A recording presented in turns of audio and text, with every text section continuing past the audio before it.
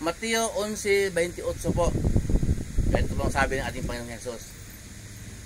Lumapit kayo sa akin, kayong lahat na nahihirapan at lubhang nabibigatan sa inyong pasanin, at kayo'y bibigyan ko ng kapahingahan.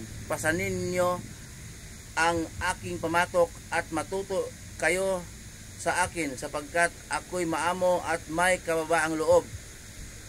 Makakatagpo kayo sa akin ng kapahingahan, sapagkat madaling dalhin ang aking pamatok at magaan ang pasanin ibibigay ko sa inyo. Yun po, maraming beses ko na po itong binasa, itong salita ng ating Panginoong Hesus. Kasi po, mahaba pong paliwanag dito. Kung tuloy-tuloy ko yung video ko, sayang lang dito tapusin ang mga nakapanood. Kaya sayang din yun. Aral po kasi ito eh. Sabihin po ng Bible study, pag-aaral ng Bible, salita ng Diyos. Yun po. Ang ibig sabihin po ito, ang ating Panginoong Hesus sinabi, lumapit kayo sa akin, kayong lahat na nahihirapan at lubhang nabibigatan sa inyong pasanin, at pagpapahingahin ko kayo.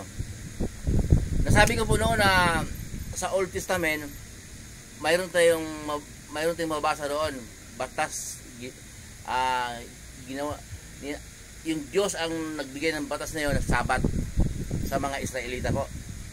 Mababasa po natin yun sa Old Testament, yung Sabat. Sa araw po ng Sabat, ay dispiras pa lang, hindi na pinapatrabaho ang kanilang mga katulong, yung mga alipin, hindi sila magtatrabaho. Tapos po, ito pong yung New Testament, nung dumating ating Panginoon Hesus, mayroong turo ng mga eskriba. Ibig sabihin po ng eskriba, nagpagturo ng kautusan na araw ng pamamahinga.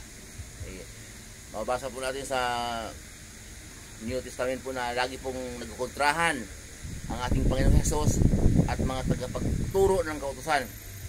Tama po ba? Mababasa po natin palagi yun. Ang tinuturo po ng mga eskriba, mga tagapagturo ng kautusan, turo naman galing kay Moises.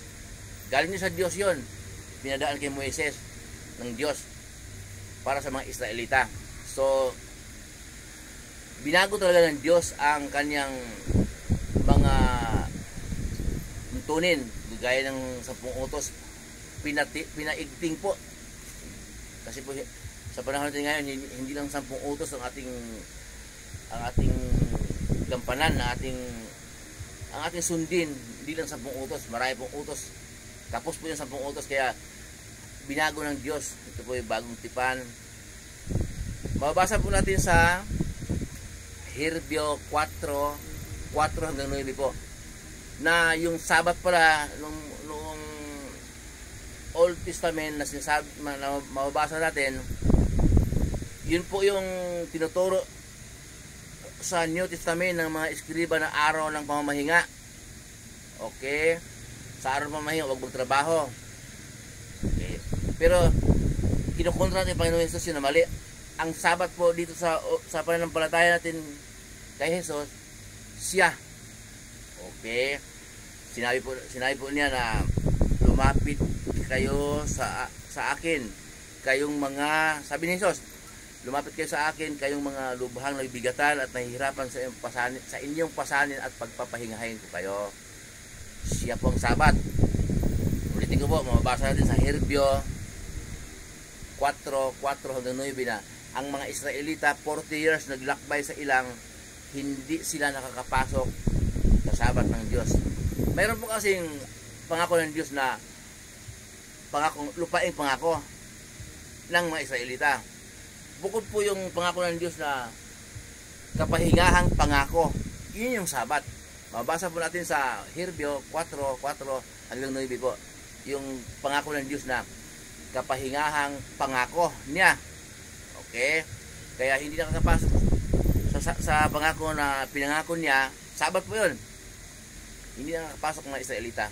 Kaya nagulat po ako na sa 40 years silang nagulakbay sa ilang, hindi pa nakakapasok mga Israelita sa Sabat ng Diyos, sa pangako niyang kapahingahan. So, itong New Testament po, ito yung pangako ng Diyos sa kapahingahan, si Jesus. Yun po ang wala na. wala nang mababasang sabat sa New Testament. Si Jesus po yung kapahingahan natin. Kapag tayo po ay sumasampalataya, kasi Jesus ang ating daan para makarating sa Diyos na mapangyarihan sa lahat, ang kanyang dugo ang maglinis sa ating mga karumihan. Pag si Jesus po ang lahat sa ating buhay, tayo ay may saya, may kakuntintuhan, okay? May kasiyahan, kuntinto kung anong biyaya ni Lord. Ibig sabihin, may kapahingahan. Hindi po kapahingahan magtambay ka lang ha. Hindi ka na mag-work, di 4 ka na, sayang naman yung araw, pahinga eh. Yung sabi sa Biblia, hindi po yung kapahingahan yun ha.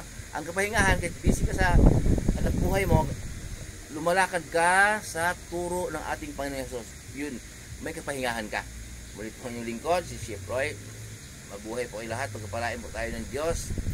Sa mga trabahong pinasukan po ninyo, kahit saan po kayo pupunta, sasamahan kayo ng Diyos. Mga negosyo ninyo, kahit anong pinagkita sa buhay, ayon sa kalooban ng Diyos, na walang halong pandaraya po, yung parehas. Pagkapalain po kayo ng Diyos.